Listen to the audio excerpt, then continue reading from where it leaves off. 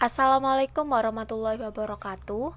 Perkenalkan, nama saya Nur Afifah, NIM E2019-3141. Di sini saya akan mempresentasikan keseimbangan umum ADAS. Apa itu ADAS?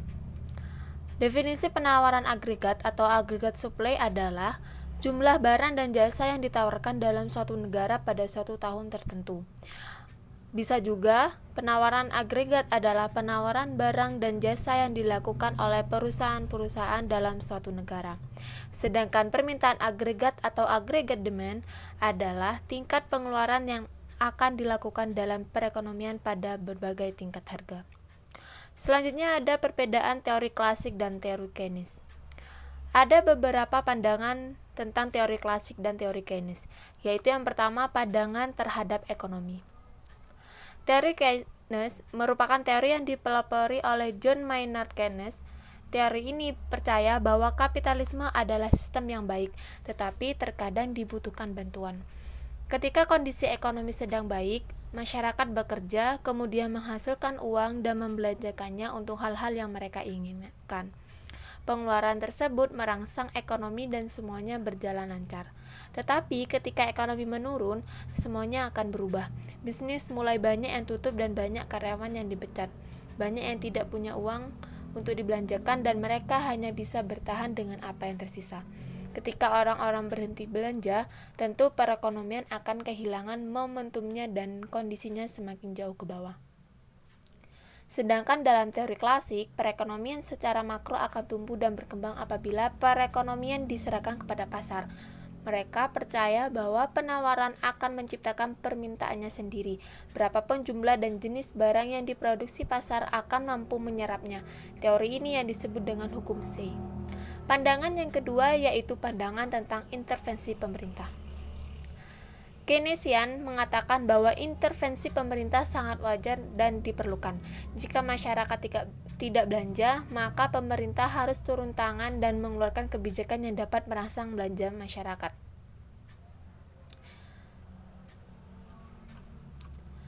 Menurut teori klasik, justru sebaliknya, menginginkan perekonomian yang berjalan tanpa campur tangan pemerintah.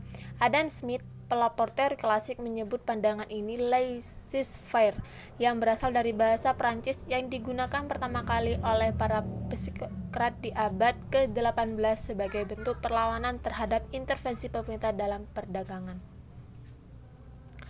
Pandangan yang kedua yaitu pandangan pada pasar bebas dan harga. Keynesian percaya harga harus lebih terpaku pada satu kisaran dan pemerintah harus berusaha menjaga stabilitas harga tersebut. Mereka ingin melihat pemerintah memengaruhi masyarakat dan perusahaan untuk menjaga harga dalam kisaran yang ditentukan. Di sisi lain, teori ekonomi klasik berpendapat bahwa pasar bebas akan mengatur dirinya sendiri tanpa campur tangan seseorang atau pemerintah. Setiap orang bebas mengejar kepentingannya sendiri di pasar yang bebas dan terbuka untuk semua kompetensi. Pandangan yang selanjutnya yaitu pandangan terhadap pengangguran dan inflasi. Keynesian menyukai keterlibatan pemerintah dan lebih peduli tentang jumlah orang yang memiliki pekerjaan daripada inflasi. Mereka melihat peran bekerja dengan kemampuan yang dimilikinya dapat berkontribusi dalam masyarakat. Keynesian tidak khawatir tentang biaya barang atau daya beli mata uang. Sebaliknya, walaupun ekonomi klasik memiliki beberapa kekhawatiran tentang pengangguran, tetapi mereka lebih khawatir pada inflasi harga. Mereka melihat inflasi sebagai ancaman terbesar bagi pertumbuhan ekonomi jangka panjang. Teori klasik percaya ekonomi akan menciptakan lapangan pekerjaan dengan sendirinya tanpa campur tangan pemerintah. Mereka justru berpikir pengangguran dihasilkan dari campur tangan pemerintah di pasar bebas atau adanya monopoli dalam suatu industri. Selanjutnya, pandangan pada pertumbuhan ekonomi masa depan. Perbedaan utama antara teori Keynes dan teori klasik adalah bagaimana memprediksi dan memperlakukan pertumbuhan ekonomi di masa depan. Keynesian fokus pada masalah jangka pendek. Mereka melihat masalah-masalah ini sebagai kekhawatiran mendesak yang harus dihadapi pemerintah untuk memastikan pertumbuhan ekonomi jangka panjang. Teori klasik lebih fokus pada hasil jangka panjang dengan membiarkan pasar bebas menyesuaikan diri dengan masalah jangka pendek. Mereka percaya masalah jangka pendek hanyalah goncangan sementara yang pada akhirnya akan diselesaikan oleh pasar bebas dengan sendirinya. Selanjutnya yaitu perkembangan analisis ADAS. Teori makroekonomi Keynesian mempunyai 3 aspek. Yang pertama, peranan pengeluaran agregat. Yang kedua, penentuan suku bunga dan peranan uang. Yang ketiga, peranan pemerintah dalam menentukan tingkat kegiatan ekonomi dalam suatu tahun tertentu. Yang pertama, peranan pengeluaran agregat. Analisis ini menunjukkan bahwa pengeluaran agregat dan bukan faktor-faktor pengeluaran yang tersedia yang akan menentukan sejauh mana kegiatan ekonomi, pendapatan nasional, dan kesempatan kerja akan diwujudkan dalam suatu waktu tertentu. Analisis ini dinamakan analisis Keynesian sederhana. Dinamakan demikian karena analisisnya belum memperhatikan 2 faktor. Faktor yang pertama yaitu efek dari perubahan suku bunga. Faktor yang kedua, efek perubahan tingkat harga kepada kegiatan ekonomi dalam suatu negara. Peranan yang kedua yaitu peranan uang dan suku bunga. Aspek kedua dari analisis makroekonomi yang didasarkan kepada teori Keynes menerangkan tentang peranan uang dan suku bunga terhadap kegiatan ekonomi. Dalam aspek ini, teori makroekonomi Keynesian menerangkan efek perubahan penawaran uang kepada kegiatan ekonomi melalui rangkaian peristiwa. Yang pertama, efek perubahan penawaran uang ke atas suku bunga, efek perubahan suku bunga ke atas investasi, dan efek perubahan investasi ke atas pengeluaran agregat dan pendapatan nasional. Peranan yang ketiga yaitu peranan kebijakan pemerintah. Menurut pendekatan makroekonomi Keynesian, kebijakan pemerintah dapat dibedakan menjadi 2 bentuk, yaitu kebijakan fiskal dan kebijakan moneter. Materi yang selanjutnya yaitu kurva permintaan AD atau aggregate demand. Sifat utama kurva AD ini selalu merupakan suatu garis yang menurun dari kiri atas ke kanan bawah. Artinya semakin rendah tingkat harga, semakin besar permintaan agregat yang wujud dalam perekonomian. Ada beberapa faktor yang menyebabkan kurva AD menurun ke bawah ini. Disebabkan oleh tingkat harga dan pengeluaran rumah tangga, tingkat harga suku bunga dan investasi, yang faktor terakhir yaitu tingkat harga ekspor dan impor. Selanjutnya yaitu kurva penawaran.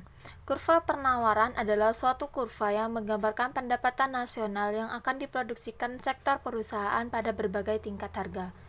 Ciri-ciri kurva yaitu pada ketika tingkat pengangguran masih tinggi, kurva penawaran relatif landai. Maksudnya, penambahan produksi nasional dapat dilakukan perusahaan-perusahaan pada harga yang relatif tetap. Dari titik B hingga titik C, yaitu titik pada garis tegak pada tingkat kesempatan kerja penuh, kurva penawaran bertambah tingkat kenaikannya sebab pengangguran sudah semakin merosot dan kapasitas pabrik-pabrik sudah mencapai optimum. Sesudah tingkat kesempatan kerja penuh, kurva S keadaannya semakin tegak. Bisa dilihat bentuk kurva penawaran. Bentuknya yang melengkung ke atas itu berarti semakin tinggi tingkat harga, semakin besar jumlah barang yang diproduksikan dan ditawarkan pada pengusaha. Selanjutnya, keseimbangan ADAS. Keseimbangan pendapatan nasional yang ada di dalam analisis ADAS dinamakan juga sebagai keseimbangan makroekonomi, yang berarti suatu analisis yang menerangkan bagaimana tingkat kegiatan ekonomi, pendapatan nasional real, dan tingkat harga umum ditentukan. Artinya, dalam analisis ADAS telah memasukkan unsur perubahan harga dalam analisis keseimbangannya. Perpotongan di titik E berarti permintaan agregat adalah sama dengan penawaran agregat pada pendapatan nasional real sebanyak YE dan pada PE. Titik E merupakan keseimbangan yang akan dicapai dalam perekonomian karena perusahaan tidak akan menambah atau mengurangi output yang diproduksi. Kita bisa lihat kurva keseimbangan ADAS seperti pada gambar berikut. Penyebab perubahan keseimbangan, yang pertama karena efek perubahan kurva, dan yang kedua karena efek perubahan kurva penawaran. Efek perubahan kurva permintaan.